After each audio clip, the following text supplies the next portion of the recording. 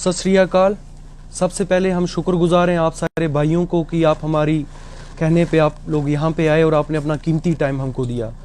आज जिस मौजू पे हम आप लोगों के साथ यहाँ बात करने के लिए आपको हम लोगों ने बुलाया, वो मौजू हर किसान से, हर लेबर से जुड़ा हुआ है। ये मौजू ये है कि जैसा कि आप सारे जानते हैं कि पूरे हिंदुस्तान के किसान जो इस टाइम सड़कों पे, रोडों पे हैं, उनसे जुड़ा हुआ है। रिसेंटली जो हमारी ऑर्गेनाइजेशन है राष्ट्रीय किसान मजदूर महासंघ, हमारे स्टेट जनरल सेक्रेटरी ज़हूर साहब अभी दिल्ली से होके आए हैं, तो सीनियर लीडरशिप के साथ उनकी बातचीत भी हुई है। तो हमने ये ज़रूरी समझा कि जम्मू कश्मीर के हवाले से हम यहाँ आज इकट्ठे हों और अपनी सारी बात आप लोगों के सामने रखें। आप सारे जानते हैं कि 3 जो फार्मर लॉ, एग्रीकल्चर लॉज जो हैं गवर्नमेंट ऑफ इंडिया ने अभी रिसेंटली कानून बना के पास किए हैं, तो किसान लोग उसके खिलाफ संघर्ष कर रहे हैं। वो तीनों जो बिल्स हैं, जो तीनों लॉज हैं, वो ये थे कि सबसे पहले मंडियों के अंदर एक एपीएमसी लॉ हुआ करता था, जिसमें ये होता था कि कोई भी किसान जो है वो पहले व्यापारी लोग आते थे और व्यापारी लोग क्या करते थे, सस्ते दाम में किसानों से जो पदार्थ हैं वो खरीद लेते थे और उनको अपने गोदामों में स्टॉक कर लेते थे, फिर अपनी मन मुताबिक रेटों से उसको बेच देते थे, जिसको खत्म करने के लिए सरकार ने एक एपीएमसी लॉ बनाया था, मंडियों के ऊपर रेगुलेट किया था। तो अब जो ये 3 कानून पास किए गए हैं, इन तीनों कानूनों में सबसे पहला रोल जो खत्म किया गया वो मंडियों का कर दिया गया है। मंडियों का रोल जो है वो इतना ज्यादा नहीं रहेगा। तो उस वजह से ये किसान जो है मंडियों के रोल के खत्म होने के लिए जो ये सीधा है, ये हमारा ये मानना है, हमारे संगठन का मानना है कि जो ये कानून है, तीनों कानून, ये डेथ वारंट है किसानों के, क्योंकि इसमें किसान की अपनी फसल के ऊपर जिसको बेचने का हक पूरा उसका कोई अधिकार नहीं रह जाता। तो इन तीनों जो ये लॉज हैं, इनके खिलाफ हमारा संगठन संघर्ष कर रहा है अदर फार्मर्स ऑर्गेनाइजेशंस के साथ। तो एक तो ये बात, दूसरी बात ये कि हम सरकार से हमेशा से डिमांड करते आए हैं एक एमएसपी गारंटी कानून बना दिया जाए, जैसे कि हमारा सूबा जम्मू कश्मीर का है।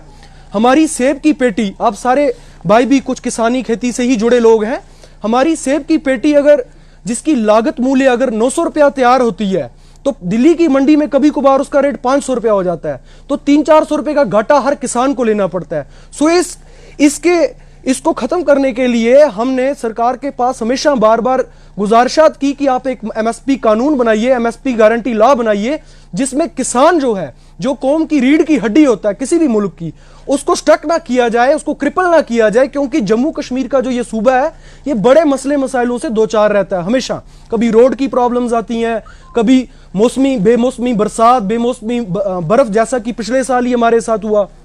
हमारी नेशनल टीम की लीडरशिप यहाँ आई, श्री शिव कुमार कक्का जी, अभिमन्यु कोहार साहब और सारे लीडरान, जिनको हमने यहाँ जाके भाग भाग घुमाया, हर एक जगह दिखाया कि कश्मीर के किसानों के साथ क्या कुछ हो रहा है। सो ये सारी चीजें फिर हमारी टीम ने जाके नरेंद्र सिंह तोमर जो यूनियन मिनिस्टर हैं उनके साथ उठाई। तो यूनियन मिनिस्टर साहब ने हमारे से वादे किए थे, लेकिन कोविड की कुछ प्रॉब्लम्स हो गई, जिसकी वजह से ये सारा प्रोग्राम दरे का दरा रह गया। लेकिन क्या वजूहत हैं, जिनकी वजूहत, एक तरफ तो सारी कंट्री में कोविड का पैंडेमिक्स माहौल बना था, तो सारी चीजों को दरकिनार करके ये तीनों कानून जो है बिना किसी किसान की मर्जी के उसके ऊपर थोप दिए जा रहे हैं। किसान की पूछी नहीं जा रही, जो किसान इस कौम की रीढ़ की हड्डी है इस मुल्क का। कोई वक्त था कि हमारे यहाँ जय जवान और जय किसान का नारा लगता था, आज वही किसान बच्चे, बुजुर्ग, औरतें तक लेके रोडों के ऊपर खड़ा है, चाहे वो पंजाब का किसान हो। सो आज हमारी ये प्रेस कॉन्फ्रेंस जो है, हमारी फुल सपोर्ट एंड सॉलिडारिटी उन किसानों के साथ है जो किसान संघर्ष कर रहे हैं। हम उनकी सपोर्ट में और अपनी सीनियर लीडरशिप के हर प्रोग्राम को वेलकम करेंगे और जम्मू कश्मीर से सपोर्ट करेंगे। बाकी ज़हूर साहब हमारे स्टेट जनरल सेक्रेटरी हैं, ये इनकी काफी सारी मीटिंग्स जो है सीनियर लीडरशिप के साथ हुई हैं, ये आपको एक्सप्लेन करेंगे। Thank you. शुक्रिया। पहले मैं बहुत शुक्रगुजार हूँ, आप इतने सारे लोग आ गए हैं यहाँ पे। मेरे भाई अमन ने आपको पूरा एक्सप्लेन किया है कि ये जो 3 अध्यादेश कानून, काले कानून लाए गए, आपने हाल ही में सुना होगा कि बहुत सारे ऐसे पत्रकार हैं जो मीडिया गवर्नमेंट ने पूरे खरीदे हुए हैं, जो बोल रहे हैं कि खालिस्तानी है, वो है, इसमें प्रोपोगंडा है, इसमें ऐसा कुछ भी नहीं है। आपको मैं एक चीज़ दिखाना चाहता हूँ, इसका जो साफ लफ्ज़ों में है, ये हमारे पास एक पन्ना है, इस पे एक आदमी के नाम 20 कंपनियां हैं जो अडानी हैं। ये 20 कंपनियां नरेंद्र मोदी सरकार ने एक ही के नाम कर दिए हैं, तो इसमें कोई ये चीज़ नहीं, ना खालिस्तानी है ना कुछ है। अब आप सोचो, ये इन 20 कंपनियों में इनका राज कितने मुल्क में कितने जगहों पे जमेगा। तो ये क्या चाहते हैं ये लोग, ये चाहते हैं कि अडानी और अंबानी को, ये जो वर्ल्ड में सबसे बड़ा ट्रेड था हमारा किसानों का हमारे मुल्क में, तो ये चाहते हैं ये ट्रेड इनके हाथ में ही सारा कुछ चले, सौंप दिया जाए। ठीक है। तो अभी आपको पता है हर एक जगह पे स्ट्रगल हो रहा है। राष्ट्रीय किसान मजदूर महासंघ एक लार्जेस्ट नॉन पॉलिटिकल ऑर्गेनाइजेशन है जिसके बैनर के नीचे 180 संगठन जुड़े हुए हैं।